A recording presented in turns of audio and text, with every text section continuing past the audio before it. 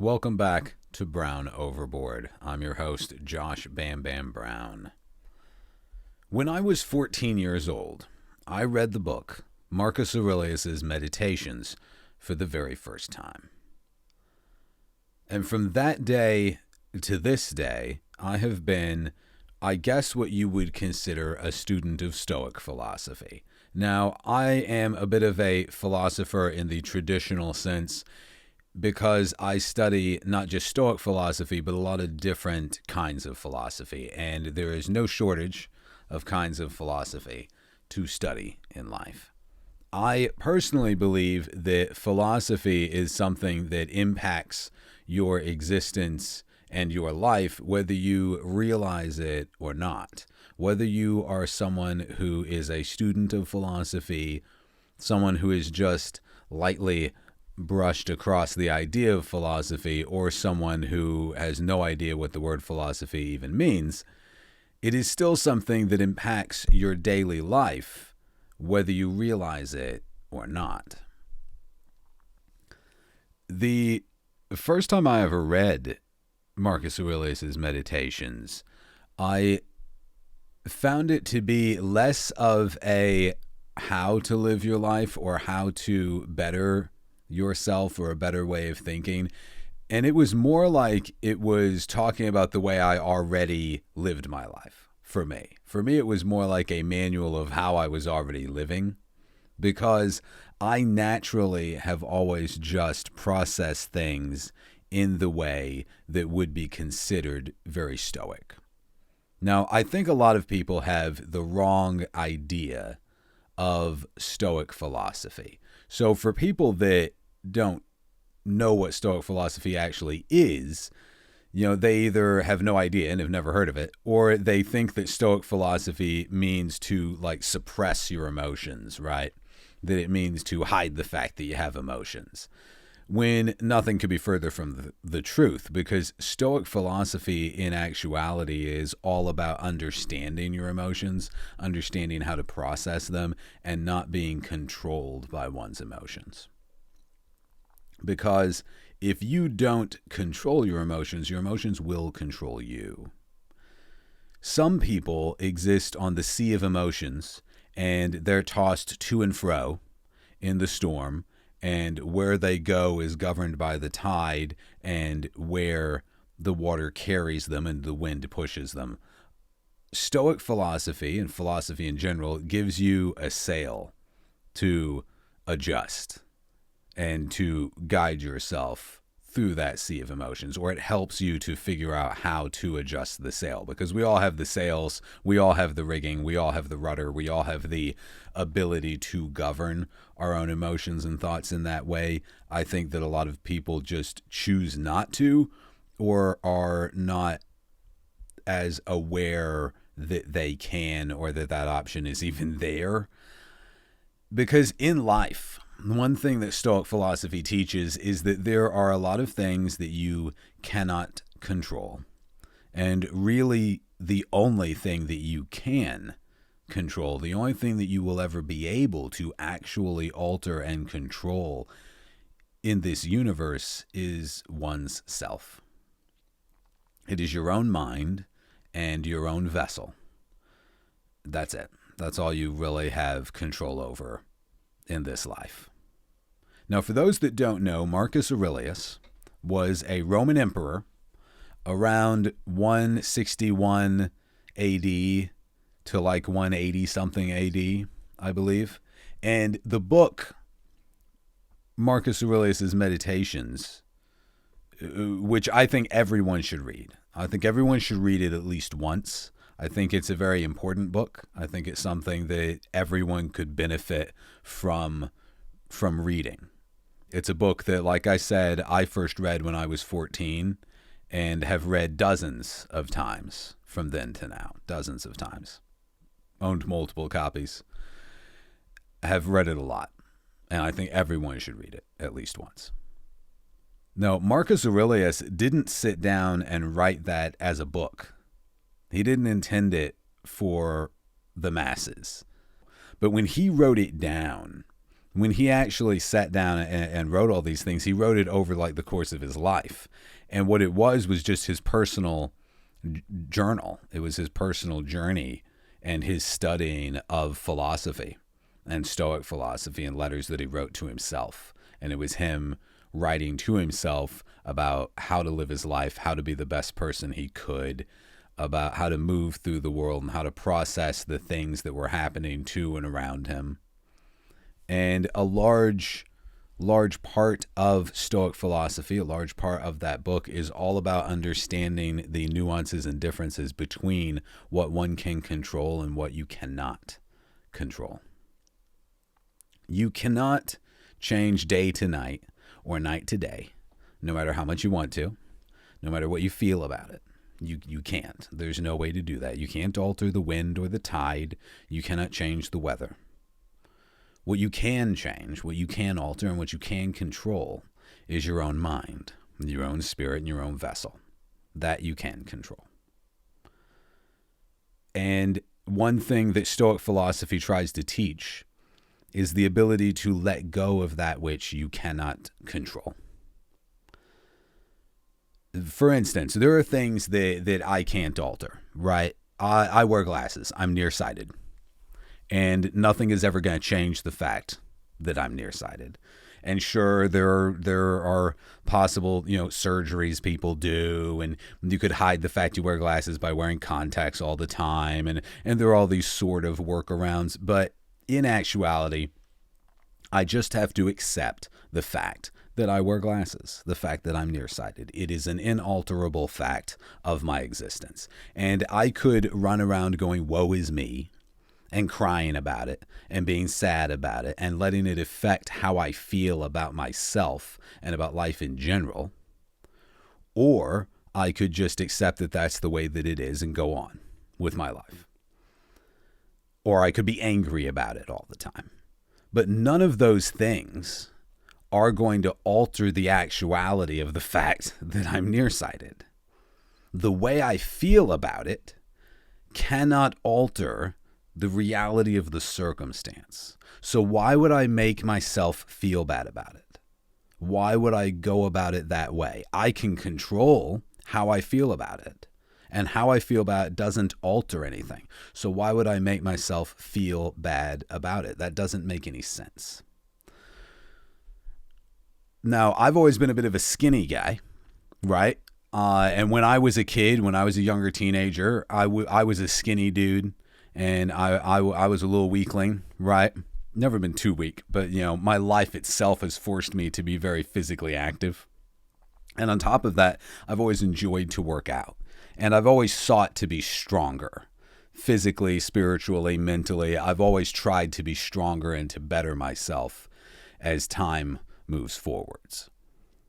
So that is something that I can alter. That is something that I physically can make a difference. I can make myself more disciplined. I can make myself more capable. I can make myself stronger through discipline and motivating myself to push myself to be stronger and to be better and to learn things. So I can improve my body and my mind and my spirit in that way. That's something I can alter because I can control my vessel and my mind, but I can't control anything else. I can't control the weather, can't control the tide, cannot make day, night. And in that same way, you can never control someone else. You can't change other people. Now, we can lead by example. We can show people the way that we improve on ourselves and lead by example in that way, which everyone should try to do. And you can try and pass on the knowledge of what you have learned or things that have helped you in life. You can try and pass that on to other people, like me telling people they should read Marcus Aurelius' Meditations. And I think that would benefit everyone if they read it at least one time. But you can't actually make that happen. You can just lead by example. You can offer what advice and wisdom and knowledge you can to people, but you can never actually facilitate a change in someone else. You cannot alter others any more than you can change the tide any more than you can make the tide ebb or flow. It is not possible. But you can control yourself, and you can control your own mind.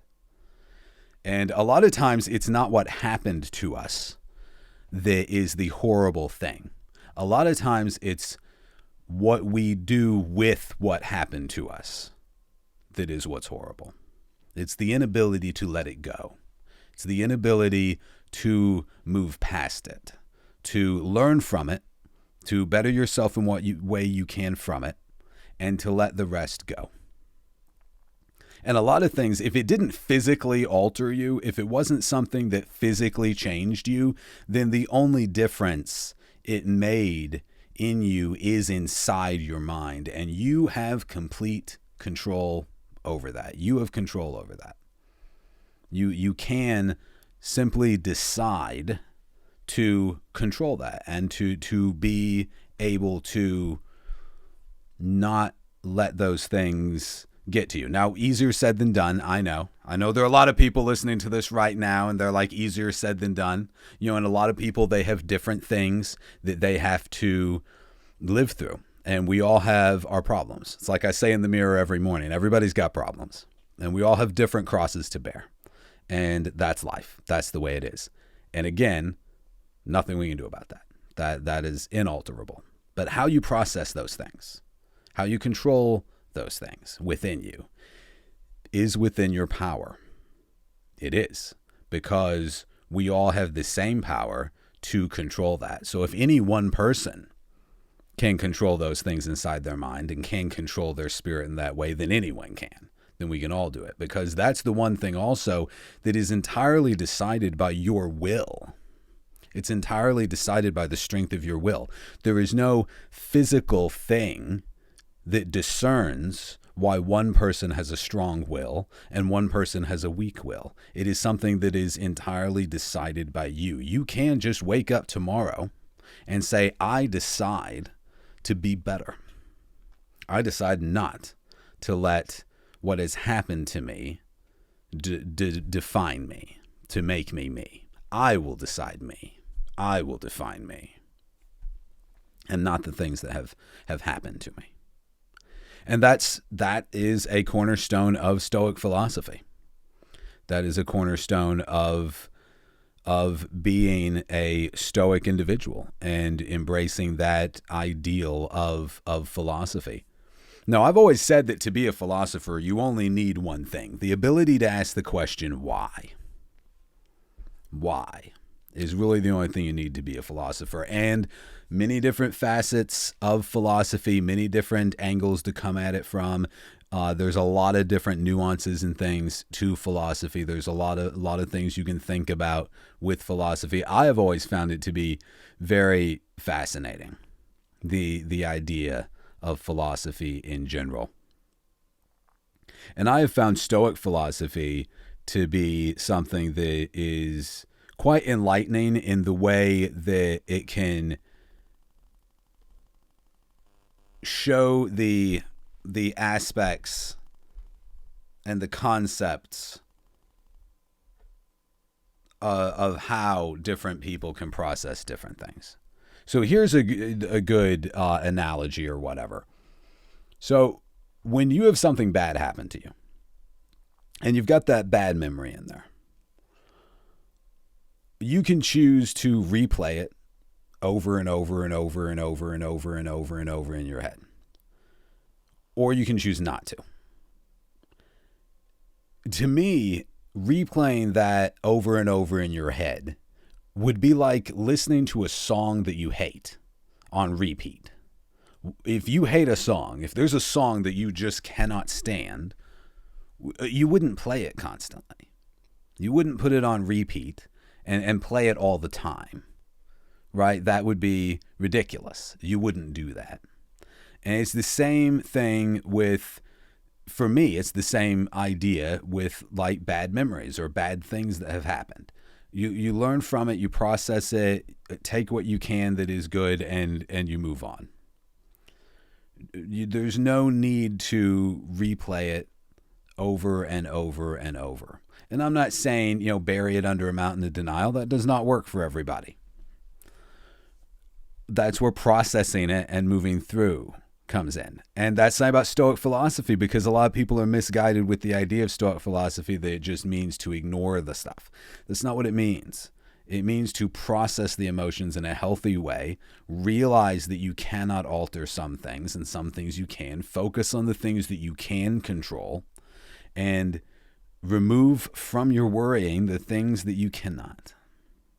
Because there's a lot of things you can't control. And there are a lot of ways where life has given you many gifts that you might be overlooking, even if it's just the very, very simple things.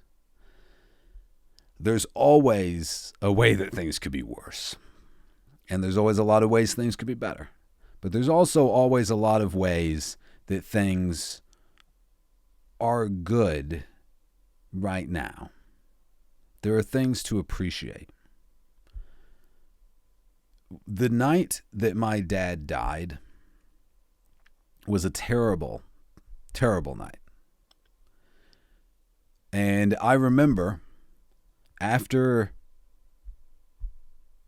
everything, and the paramedics, took him away, and we were all left there to process. I walked away on my own, and I walked down the street in Loomis and just sort of out the road by myself, just to process and to just come to grips with what had just transpired, and the fact that my dad was gone. He had gone home, and I would never again speak to him in this life, and I would never again get to ask him a question or hear him tell a story or see that twinkle in his eye when he laughed. He was gone, and that was something I had to process, and there was nothing I could do about that. There's no way I can change that, right? It's done. And I remember it wasn't 15 minutes since he left. I remember looking up at the sky and looking up at the stars and thinking to myself how beautiful the sky looked, how gorgeous it was. It was a super clear night, and I could see a lot of stars in the sky, and it was gorgeous. This is where I was at the time, where I had walked out the road. No lights, no light pollution at all, no anything. And the sky was beautiful, and it was a crisp, cold night. And I didn't, curse the heavens. I didn't, cry out, Lord, why did you take my dad? I didn't do any of these things. I simply looked up at the stars in the sky, and I marveled at the beauty of the heavens, as I had with my dad many times in the past. And I appreciated the fact that I was able to do that. I appreciated the fact that I could sit there or stand there and look up at the sky and marvel at the beauty. No matter what has gone on in my life, the good or the bad, I have always been able to appreciate the sunrise and the sunset, because there are always those things that you should appreciate, and you should never let the darkness of whatever has transpired cloud those things. And I think that is another aspect of being a bit stoic, of embracing that ideal and that philosophy, of accepting the things you cannot change and changing the things that you can change for the better. Because there are many things that you'll never be able to alter in this life, but you can control oneself. You just have to try. Now, my default setting is pretty stoic, so maybe it comes easier for me than most, or than some. But if you are someone that struggles with those things, if you are someone that has those moments in your life of darkness, if you are someone that finds it difficult to to govern past your emotions, and you're someone that is easily consumed by and affected by the world and the things that happen around you or to you, I would highly recommend that you read Marcus Aurelius's Meditations. I would highly recommend that you study the ideas of Stoic philosophy, because it's not something that is going to be a bad thing. It's not something that is going to make things worse, for sure. And there are a lot of aspects of philosophy, I think, that can drastically improve people's lives. Now, another aspect that I've always thought was interesting when it comes to the idea of philosophy is the idea of self, the idea of oneself. Who are you, right? So a lot of people get very wrapped up in who they are as how they're perceived, right? Now, I think that's something that has always been the case. That's always been a thing, regardless of if you existed thousands of years ago in the little groups, or whether you're talking about modern day with social media and everything. I think that that's always a concept that humans have had to deal with, is the idea of how we're perceived by others. That and the fact that most humans are social animals. I myself am not so much. I'm definitely a bit of a hermit. I'm definitely a loner. I am somebody that does not at all mind being solo. I don't mind. Never minded, not being part of any group. But most humans are very social animals. And so I think that regardless of if you're talking about in this day and age with social media, or you're talking about the times of tribes and people being in much smaller groups, there's still the aspect of how you're regarded by others and the perception other people have of you. Now, one thing that you have to keep in mind with that, and one thing I find interesting to think about, is the fact that there is almost no true facet of you beyond your actions, right? So who you are in your own head, who you see yourself as, that only exists to you. That is not perceivable to anyone else. It will never be perceivable to anyone else. It only exists to you. It's only a thing to you. The concept of who you are to others only exists to them. It is your actions, your words, your deeds that will echo through eternity, not what you think of yourself and not what anyone else thinks of you. So the concept of who you are in your own mind will disappear when you're gone. It'll be gone forever, and no one else will ever have experienced it except you. The concept of who you are in others people's minds only exists to them. So there is a different version of you that exists inside the mind of every person that knows you exist. And that version of you that exists within other people's minds is made up of all the different things that they know of or about you. Whether it's an individual that met you one time for 3 minutes, or whether it's somebody that has only ever seen you on TV, or whether it's somebody that you grew up with, or it's a family member, or it's a teacher you had as a kid, or it's an individual that knew you for a little while at a job you worked and then you never saw him again. It doesn't matter who the individual is. Their concept of you, their idea of you is made up by all of the aspects of you that they know of or have personally experienced by being around you. And none of those are the real you, because they're all concepts and ideas of you. They are all abstract paintings of you that people have constructed in their own imagination that represents who you are. So none of them are actually you.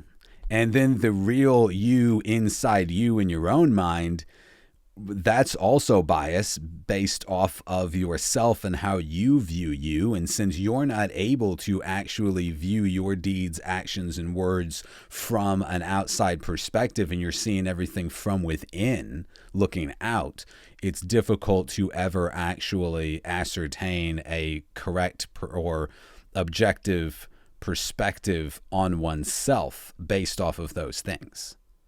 So the concept you have in your head is also skewed to your own perception of self. And that's why I say that the only actual who you really are is your actions, your words, and your deeds. It's what you do and how you move through the world. And those are the things that you leave behind. That is the ripple effect that you have on existence. That's another thing that philosophy, especially Stoic philosophy, teaches you to be a little more mindful of. Because I think a lot of us move through the world without realizing the effect we might have on not just those around us, but the world in general, the concept of reality in general. We all echo our decisions and choices and actions and words throughout existence, and it intermingles with everybody else's echo as well, and we all change the different facets of what we call existence and reality. And being mindful of those things is not a bad thing. It's a good thing to be mindful of that stuff. It's a good thing to process your emotions in a way that allows you not to be governed by them, so that you can lead by example, and so that you can have your echo, your deeds and words and self that you leave behind be as positive as possible and have a good impact. I myself try every day to be a better person than I was yesterday. I am not good at it. I'm not good at it.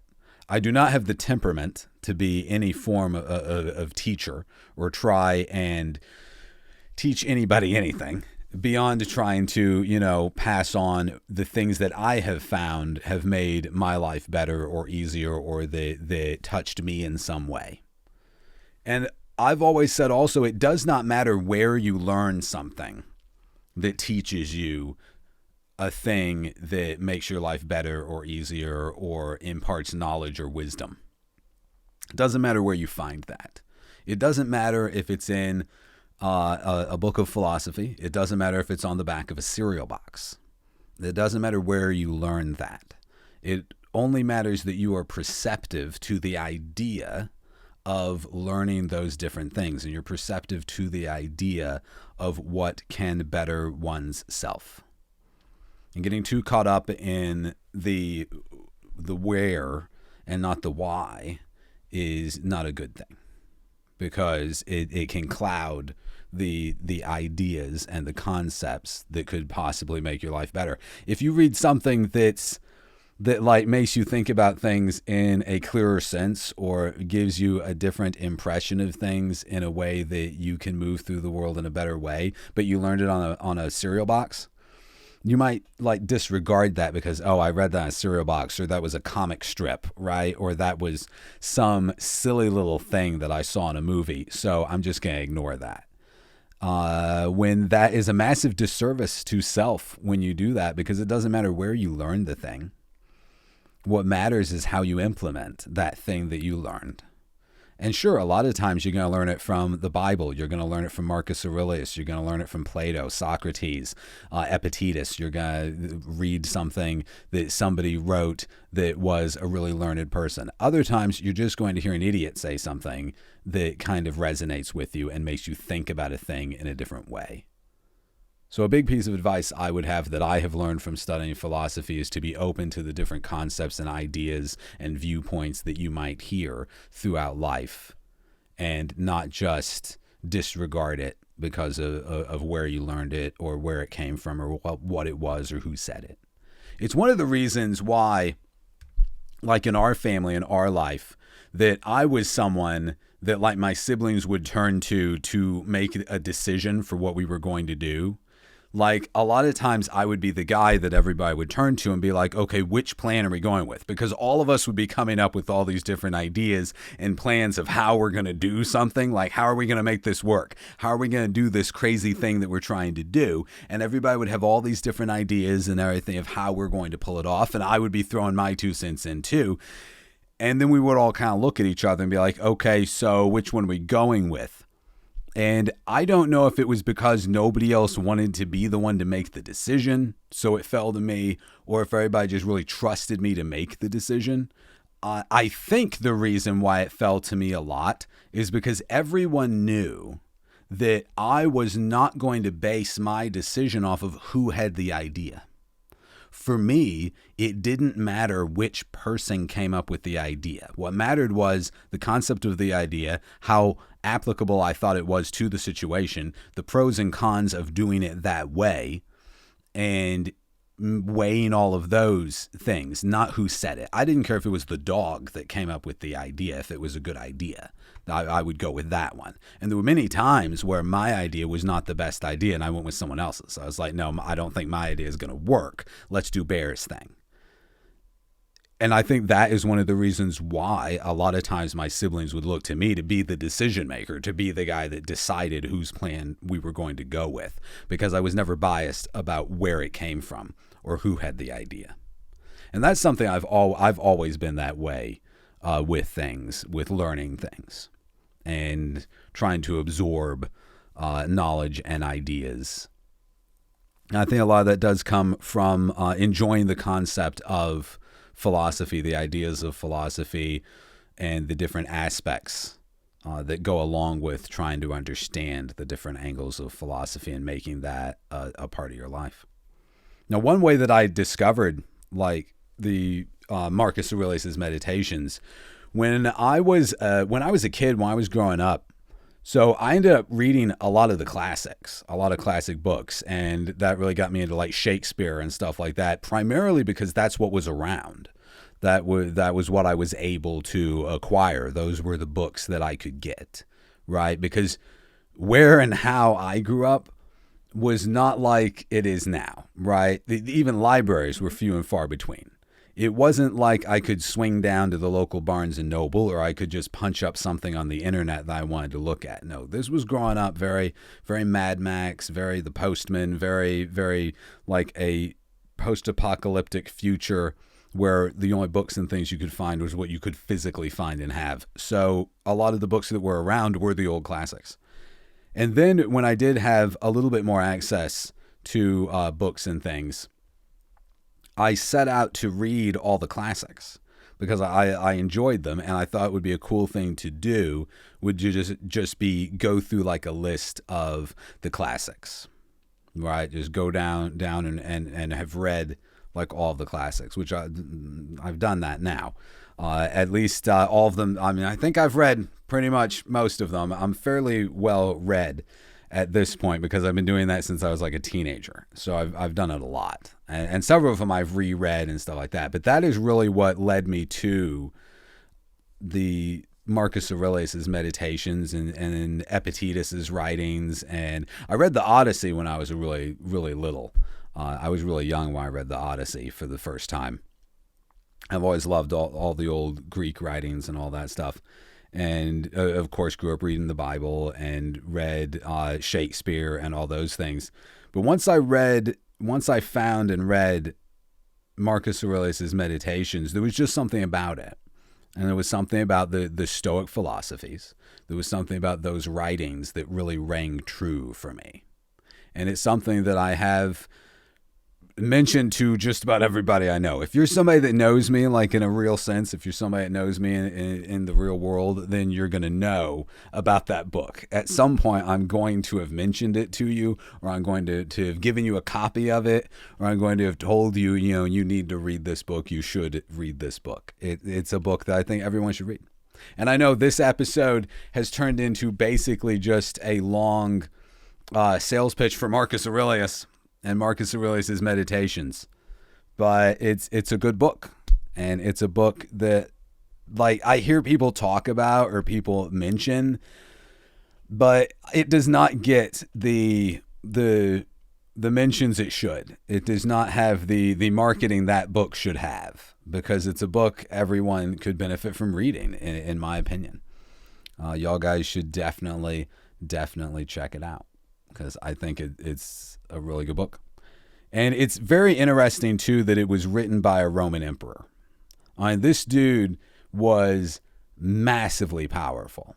This guy could have made war on anyone he wanted to. He could have had anything he wanted. He could have taken anyone's stuff that he wanted to. He could have been a complete psycho and gotten away with it, and he wasn't. Now, I can't say the guy, never did anything wrong or things like that, or he was perfect or whatever, but like a lot of the way that he ruled was trying to do everything that he could. And there's a part in the book that always struck me, because he talks about how he was born into this, right? And how none of us choose the vessel we're born into. None of us choose to be born into the world, the position, the place, the person that we are. It's something that is just fated. It is something that it just is what it is, and that's where we are. And Marcus Aurelius, he mused to himself about how maybe he should just quit being emperor and go be a farmer somewhere, and that would be an easier life and a simpler life.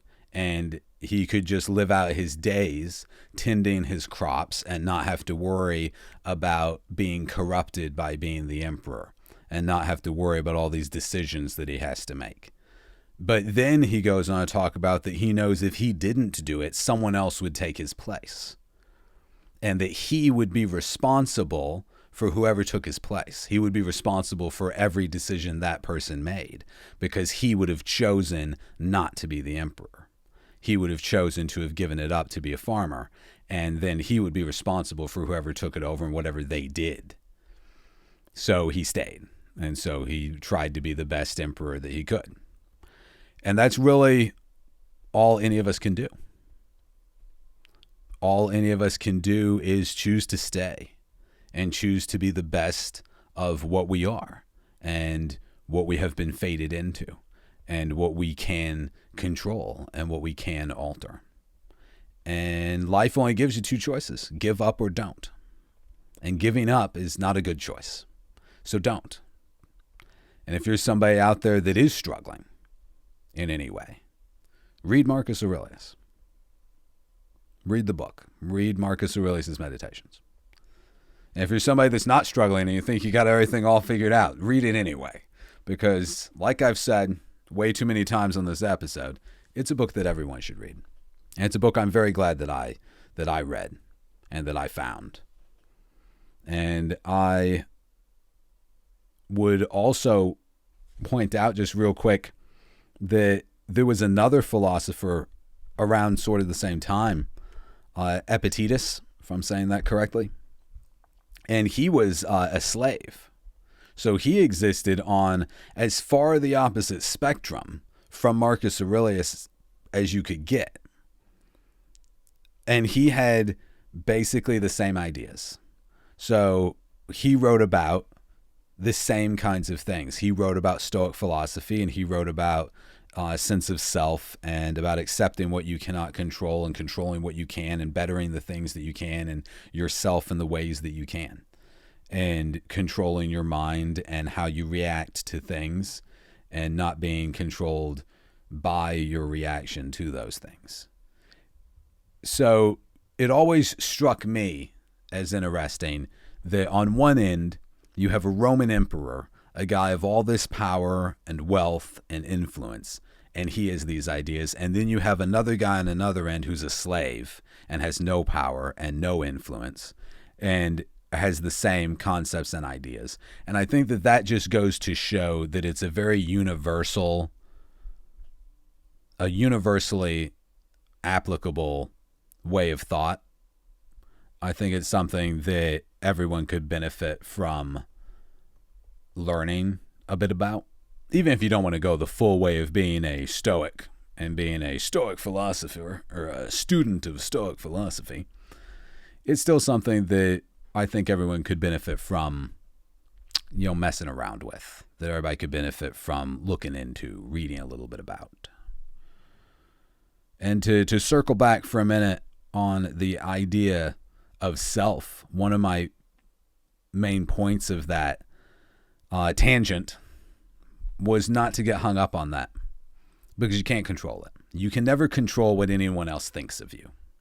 And if you're doing your best to live your life as a righteous individual, then it doesn't matter what anyone thinks of you. It's only when you don't feel confident in who you are and how you move through the world that you can become clouded with what others think of you. Because everyone has opinions, but they're as irrelevant as last year's snow. It doesn't matter. It doesn't matter what anyone thinks of you, including yourself. Because it is your actions, it is your deeds, and it is your words that will echo through eternity. All right, guys. Thank you very much for sitting down with me tonight and listening to me ramble about Stoic philosophy and Marcus Aurelius. Y'all guys, go get yourself a copy of that book. All right, guys. I will see y'all next time on another episode of Brown Overboard.